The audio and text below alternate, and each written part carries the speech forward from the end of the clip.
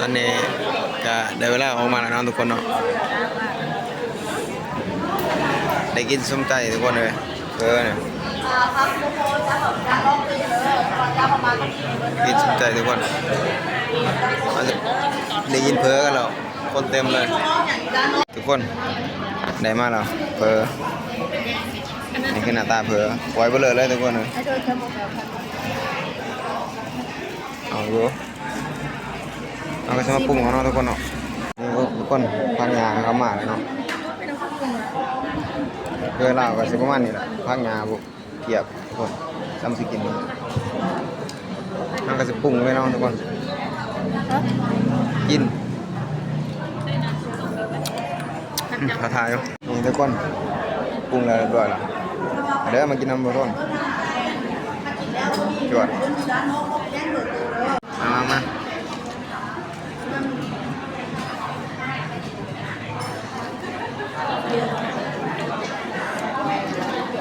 ต้องกัน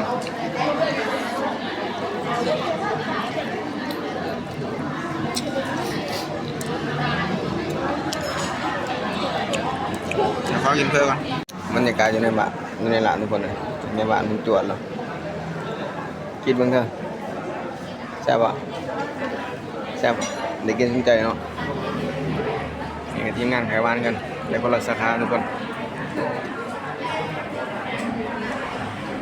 ตอนนี้เขาก็อิ่มไปที่เรียบร้อยแล้วทุกคนเนาะพักเกี่ยงอิ่ม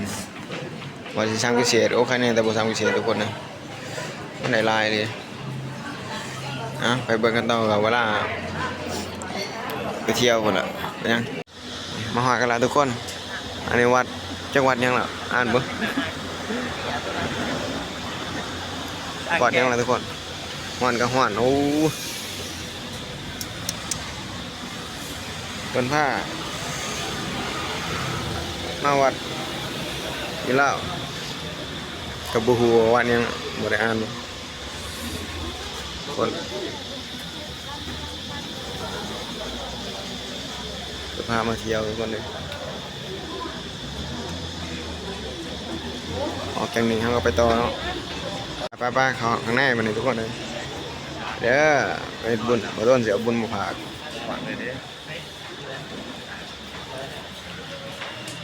อ๋อทุกคนเลยอยู่ข้างในเนี่ยน่าจะเป็นวัดเก่าแก่มั้งมีของวัตถุละน่าจะเป็นวัดเก่าแก่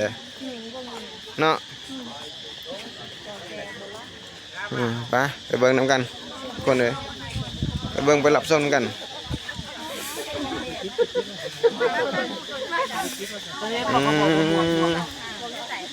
บ่ทุกคนก็ตั้งแต่เกิดมานี่ก็หากับมาเห็นเลยทุกคนเลย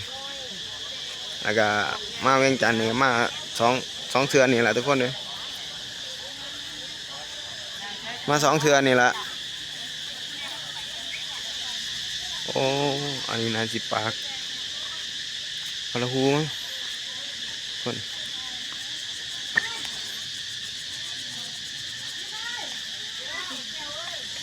โอ้น่าจะเขาได้มั้งทุกคนเลยบุทนกับบุกะเขาเพื่อนบูแล้วมีสังเกตไปนะมือเด็ดเลยเพื่อนบอกระวังมือเป็นบอกไปกันต่อเนาะวันนี้ทุกคนไปเบิ่งกันต่อเลยสาธุบุทนกับห้ากับมาเห็นหนึ่งคนเลยแดดกระแดดทุกคนแดดกระแดดทุกคนโอ้น่าจะเป็นวัดเก่าแก่ทุกคนเลยบุทนบริอ่านเบิ่งงานอยู่ได้ล่ะเดี๋ยวบุทนสิพาย่างเขาเบิ่งอยู่ข้างในกันเนาะทุกคนเนาะเบิ่งกันยาวติดตามกันไปยาวเด้อบุทนหากับมาโอ้เชียงจิกจันทุกคนเลย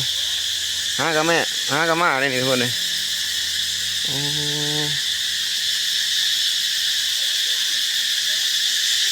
ก็บุรุษเก่าแก่ทำได้ขนาดที่เก่าแก่สาธุเดี๋ยวนึงไปเบิ่งต่อบัดนี้ทุกคนเลยย่างไปชมวิวกันต่อเนาะสักวันได้ โอ้น่าจะเป็นวัดเก่าแก่ทุกคนเอ้ยบ่โทษกับห้าวกับมาขอมาเคยเห็นเลยนี่มารอบนั้นก็น่าจะเป็นวัดจักวัดยังนะบ่โทษก็จำบ่ได้ทุกคนเลยบ่โทษมาตั้งแต่พุ่นละก่อนโควิดนะทุกคนมาเฮ็ด MOU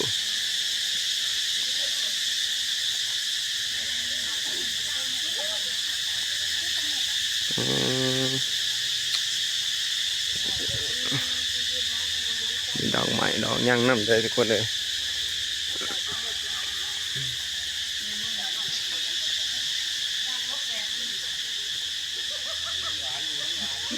โอ้บ่มันน้อยนี่ทุกคนวัดนี่ใหญ่ได้นี่ทุกคนเลยใหญ่ได้วันนี้ทุกคนเลย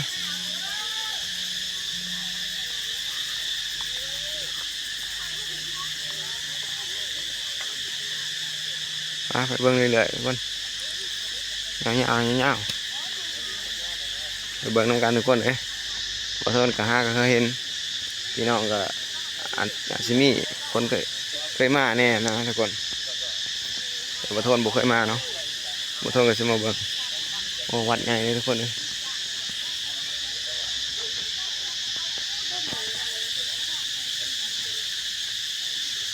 บ่กล้าจับบ่กล้าบายเลยถ่ายรูป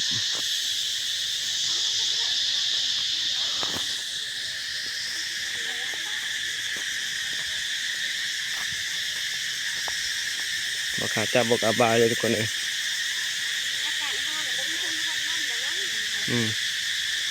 จังได้ครับขอตัวเพียงเท่านี้แล้วทุกคนเดี๋ยวไปเบิ่งกันต่อนะเป็นวัดอื่นหรือแต่นครหลวงนี่น่าจะได้ไปเลยแหละทุกคนไปเบิ่งกันต่อยาวๆทุกคนเลย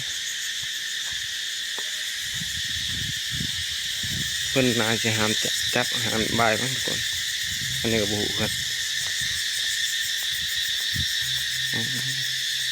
มีแค่นำทุกคนเห็นเลยบ่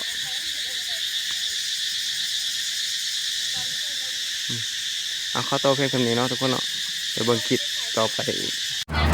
ไปกันต่ออีกทุกคนเลยเอาละไปกันไปทำไดแดดแห้งเลยทุกคนเลยแดดจะปวดหัวแดดจะปวดหัวงานซื้อของซื้อยังเลยทุกคน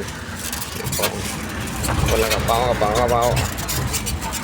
ซื้อของมาเก็บไว้อยู่ห้องแห้งมันก็จะไปกันต่ออีกคนเลย